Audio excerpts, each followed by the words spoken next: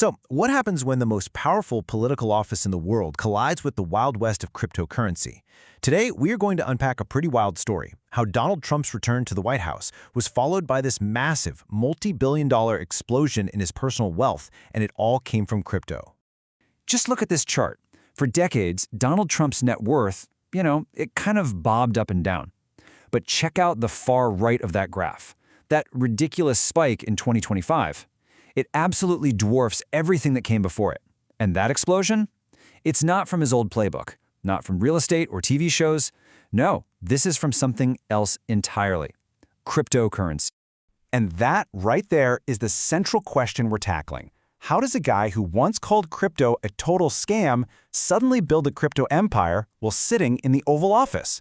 Well, to get to the bottom of it, you have to look at two completely opposite stories. One is a tale of unprecedented corruption, and the other is a story of patriotic innovation. And when I say opposite, I mean it. The reversal was incredibly stark. On one side, you've got Trump back in 2019, calling Bitcoin a scam that's literally based on thin air. Then, just a few years later, he's on the campaign trail, promising to make America the crypto capital of the planet. This was not a slow change of heart, it was a complete 180. So, how in the world does a pivot that dramatic even happen? Let's walk through the timeline, because it shows just how fast this whole transformation from skeptic to crypto king really was. Okay, so it all starts in 2019. He's a loud and proud crypto critic. But then, in 2022, he dips a toe in the water. He launches his first set of NFT trading cards, digital collectibles, and he is reportedly stunned by how much money they brought in. And that quick taste of crypto cash seems to have changed everything. By the time the 2024 campaign rolls around, he's holding meetings with crypto execs and calling himself the pro-crypto candidate. Fast forward 1 year, he's back in the White House and his personal fortune is just exploding. Now, as you can imagine, getting this rich this fast from the Oval Office, well, it set off a lot of alarm bells in Congress. The first official explanation we have comes from a staff report by the House Judiciary Committee Democrats, and their conclusion is blunt. They call it a case of corruption on a scale we've never seen before. This quote, pulled right from their report, really sets the tone for their entire argument. The accusation isn't subtle at all.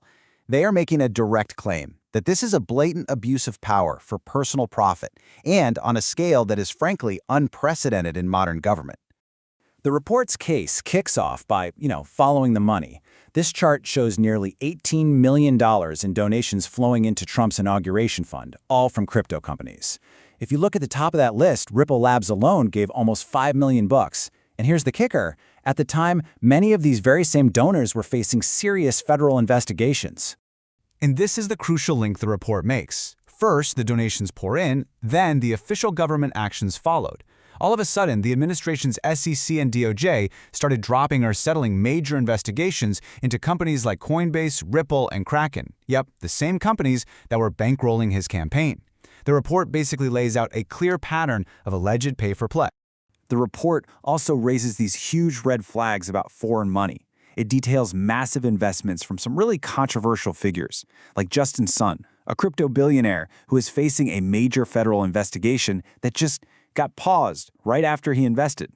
The report also highlights these mysterious entities like the Aqua One Foundation, which dropped $100 million and is allegedly tied to Chinese state-owned companies.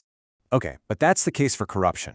There is a completely different story out there, and to understand it, we've got to look at the official narrative from Trump's own company, which they lay out in a document called their gold paper.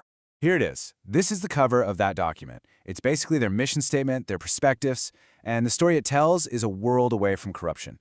It's all about patriotism, American innovation, and democratizing finance for everybody. And here's that mission in their own words. See, they don't frame this venture as a personal cash grab.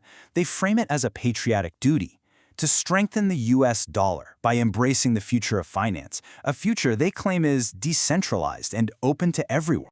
So the centerpiece of their whole platform is something called a governance token. This is a pretty common idea in the crypto world. The pitch is that instead of a company being run by some CEO, it's run by its users. Buying this token isn't just an investment, it's buying a voice. You get voting rights, you help steer the platform, you get to be part of the movement. But This is where their own document reveals what critics are pointing to. Just look at how the tokens are allocated. A full 30%, a huge chunk, is set aside from day one directly for the co-founders, and that includes the Trump family. So while they're selling this idea of a financial democracy, nearly a third of the votes never even leave the founders' pockets. All right, so we've got these two totally conflicting stories. Is it corruption or is it innovation? To try and cut through the noise, let's turn to a more neutral academic analysis from the Oxford Law Blog to see what's actually going on with the structure of these things. So first, let's just remember that promise from the gold paper. You're a participant, you're a voter, you're building the future. It's a very empowering message, right? Okay, now here's the expert take. Professor David Krauss makes this fantastic comparison. He says the token is a lot like owning stock in the Green Bay Packers. Now, if you don't follow the NFL, Packer stock is famous because it lets fans own a piece of the team. You get a cool certificate, you feel like you're part of the club, but you have zero, and I mean zero, actual say in how the team is run. It is symbolic ownership. It's designed to make you feel engaged, not to actually give you any control. And the real-world impact of this model? Well, it can be absolutely devastating. $4.3 billion. That is the staggering amount that the House report, citing Reuters, found was collectively lost by over 700,000 different wallets, most of them small, everyday investors, in the Trump meme coin, all while a very small handful of insiders made a fortune. So, let's put all these pieces together. We have the serious allegations of corruption, we have the patriotic marketing pitch, and we have the expert analysis. What does it all add up to? Well, it seems to point toward a brand new kind of political playbook, one that completely blurs the line between public service and private profit like never before. The Trump meme coin is the perfect case study. Step 1. The president launches his own personal currency, a meme coin with no real value beyond hype. Step 2. It skyrockets and then crashes, wiping out most investors. Step 3. Then he uses the power and prestige of the presidency itself as a product, offering a private dinner to the coin's 220 biggest holders. And step 4, the coin's value instantly jumps 70%, with people effectively paying over $1 million a seat for that access. And who was buying that access? According to data cited in the House report, more than half of those who qualified for that dinner were likely foreign entities. The guest list even included a member of a Chinese Communist Party advisory body.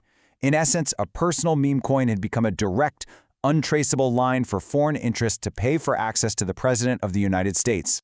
And that leaves us with this final, really critical question. The sources we've looked at today present a new reality, where a sitting president can launch and promote his own private financial assets from the Oval Office.